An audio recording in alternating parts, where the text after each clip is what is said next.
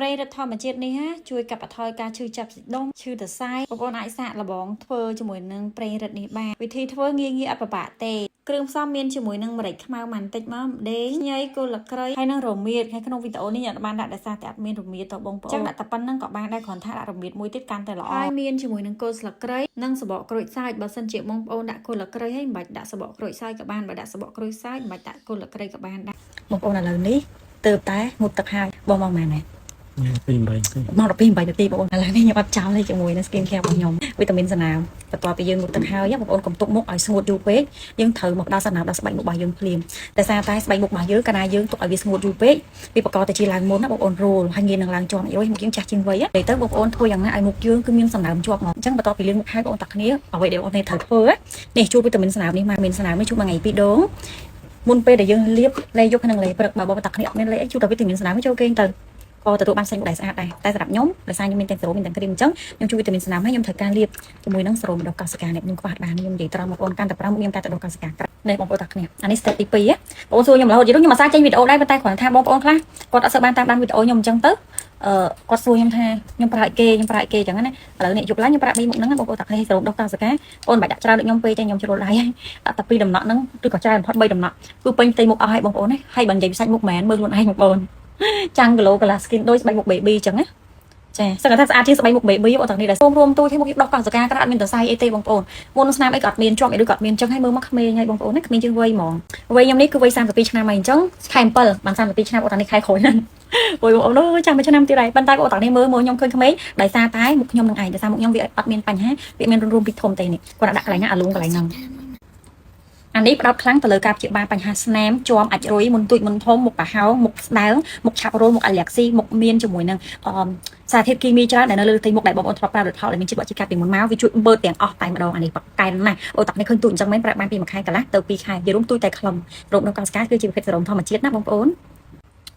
នេះបងប្អូនគាត់លាបសេរ៉ូមដោះកោសិកាហើយសឹងថាឆ្លោះបានណាមក step ទៀតបងប្អូន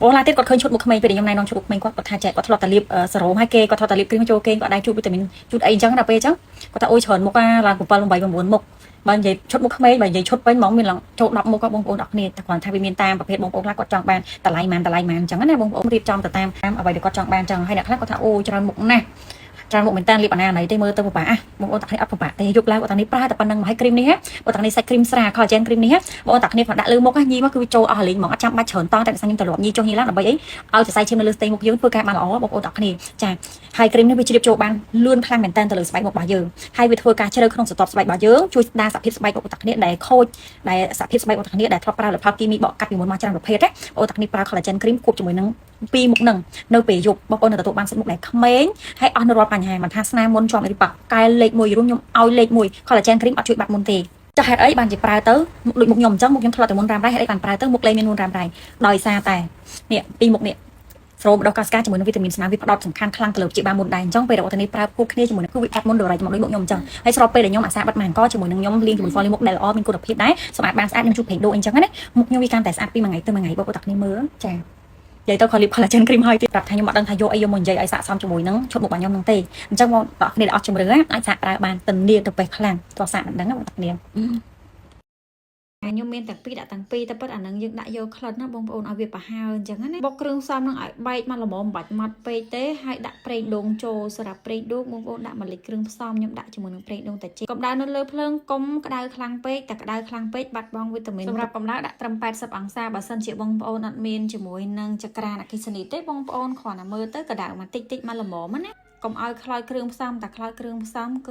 វាអត់សូវមានប្រសិទ្ធភាពទេបងប្អូនអាចរឹតមួយថ្ងៃ2ដងបានបញ្ជាក់ថាប្រេងរឹតនេះមិនមែនជួយព្យាបាលទេគ្រាន់តែជួយកាត់បន្ថយណាបើសិនជាបងប្អូនចង់សាកល្បងអាចសាកធ្វើបានបងប្អូនរងាស់តតែប្រេងនឹងឡើងថ្លាបានទុកបានយូរណាដាក់ក្នុងដបមួយឲ្យស្អាតបិទគម្របឲ្យជិតកុំឲ្យចូលខ្យល់ពេលយើងយកប្រើហើយយើងមួលគម្របឲ្យជិតវិញណាបងប្អូនរក្សាទុកបានយូរដែរបើសិនជាបងប្អូនគិតថាវីដេអូនេះមានប្រយោជន៍សម្រាប់បងប្អូនអាច share ម្នាក់មួយទៅហើយកុំភ្លេច follow page មួយដើម្បីទទួលបានវីដេអូថ្មីៗបន្តទៀត